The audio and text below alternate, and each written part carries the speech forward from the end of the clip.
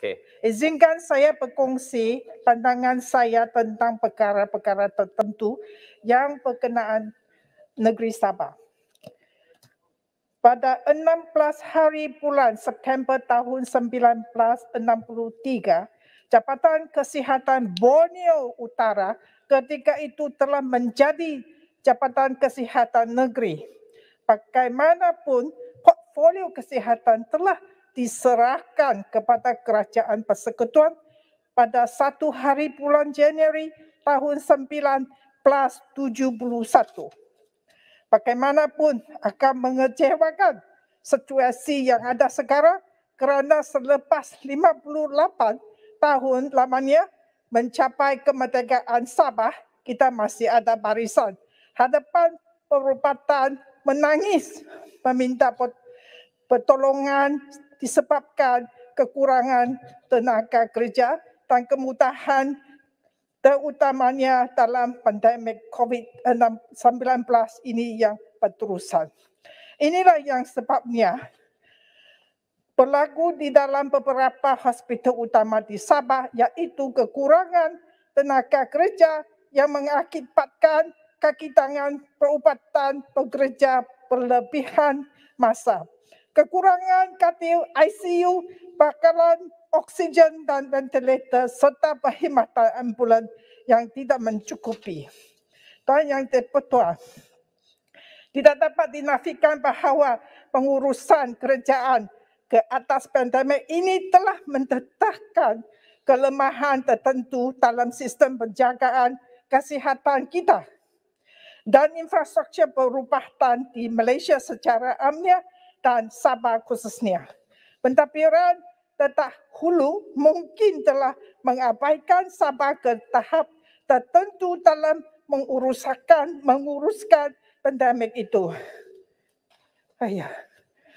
Disebabkan kebekalan tidak seimbang vaksin COVID-19 ke Sabah, kami ketinggalan ke tangga bawah sekali.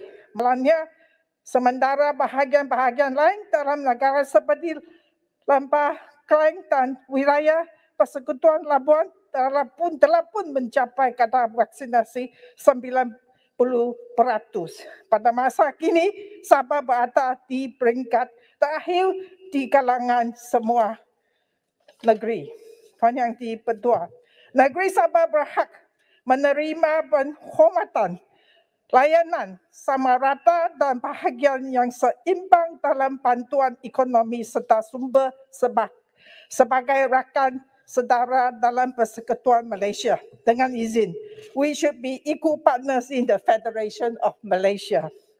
Dan yang dipertua, saya ingin bertanya kepada Kementerian Kesihatan Malaysia, KKM, mana mesin mamogram baru yang dijanjikan untuk Hospital Tawau? Mengapa begitu sukar bagi Kerajaan Persekutuan memenuhi keperluan rakyat di Sabah? Alat perubatan ini yang sudah lama tertangguh adalah keperluan dan bukan kemewahan.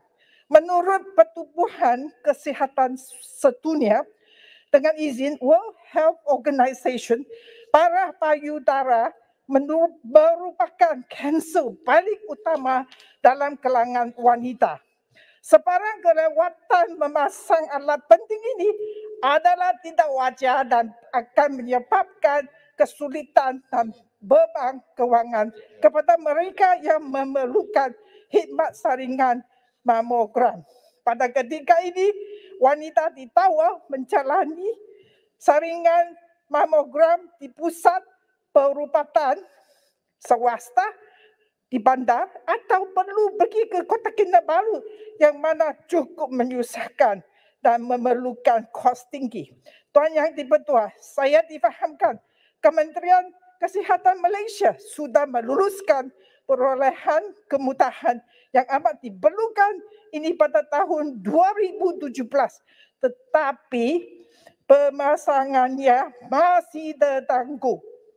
Seterusnya, perolehan mesin saringan mamogram terbabit diluluskan bersama-sama dengan peruntukan oleh kerajaan pada tahun 2019. Bagaimanapun, perikutan pertukaran kerajaan yang mengejut pada bulan Februari tahun 2020, dia tak apa-apa dilakukan untuk memasang kemudahan itu. Jadi, pada bulan April tahun ini, saya telah menggesa Kementerian Kesihatan mempercepatkan pemasangan alat itu. Tetapi malangnya, sehingga hari ini langsung tidak ada tanda-tanda kemudahan yang amat dinantikan ini tiba di Hospital Tawau. Tuan Yang Di-Pertua, saya ingin bertanya kepada Kementerian Kesihatan Malaysia, apakah terjadi pada peruntukan kewangan untuk mesin mamogram ini? Kementerian Kesihatan mesti menangani isu tertunta ini dengan segera jika dia benar-benar prihatin terhadap kebajikan rakyat. Tuan Yang Di-Pertua, saya selaku ahli Parlimen Tawau membangkitkan isu ini dengan harapan ianya dapat diselesaikan sekali dan untuk semua di bawah rancangan Malaysia ke-12 yang bertujuan untuk memacu negara ke arah menjadi keluarga Malaysia bagi tempoh 2021 hingga 2025. Isu ini adalah selaras dengan fokus utama yang ketiga rancangan Malaysia ke-12, iaitu meningkatkan kesejahteraan keluarga Malaysia dengan taraf hidup yang lebih baik. Ketika membentangkan usul rancangan Malaysia ke-12 oleh Yang Amat Berhormat Perdana Menteri kita berkata bahawa kerajaan kekal komited bagi memperkukuhkan sistem penjagaan kesihatan demi memastikan rakyat sehat dan produktif. Perdana Menteri juga memberi jaminan bahawa kerajaan akan membangunkan fasiliti kesihatan baharu dan menambahkan kelengkapan dan peralatan perubatan. Rakyat di Tawau mana 1 minit lagi ya. Cepat sikit dah. Okey. Tidak boleh. Ya, boleh. Silakan. Rakyat di Tawau menaruh harapan tinggi kepada kerajaan untuk memenuhi keperluan mereka selaras dengan semangat keluarga Malaysia supaya tiada siapa yang terpinggir dalam kata-kata Perdana Menteri sendiri, so that no one will be left behind in the words of the Prime Minister. That's what he said.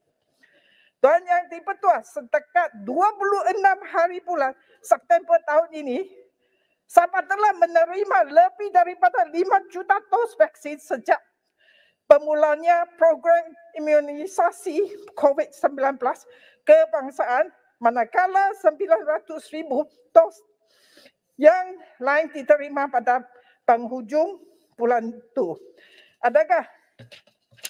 Adalah dilaporkan bahawa bekalan vaksin ke Sabah mencukupi untuk program itu. Saya nak tanya, mengapakah Tawau masih belum mencapai kata 60% vaksinasi lengkap bagi populasi dewasa di daerah ini? Adakah kerajaan sedang menjalankan program vaksinasi outreach di kawasan luar bandar seperti mana yang diumumkan baru-baru ini? 1 minit lah. Yang Berhormat Menteri Kesihatan telah pun memberi jaminan bahawa Hospital Medan akan siap dibina secepat mungkin selepas melawat ke tapak cadangan hospital itu di lapangan terbang Lama Tawau pada 6 hari bulan September lalu, selain daripada berjanji menyediakan 10 buah katil ICU untuk hospital daerah Tawau. Dengan ini saya mohon menyokong. Terima kasih Yang Berhormat Tawau.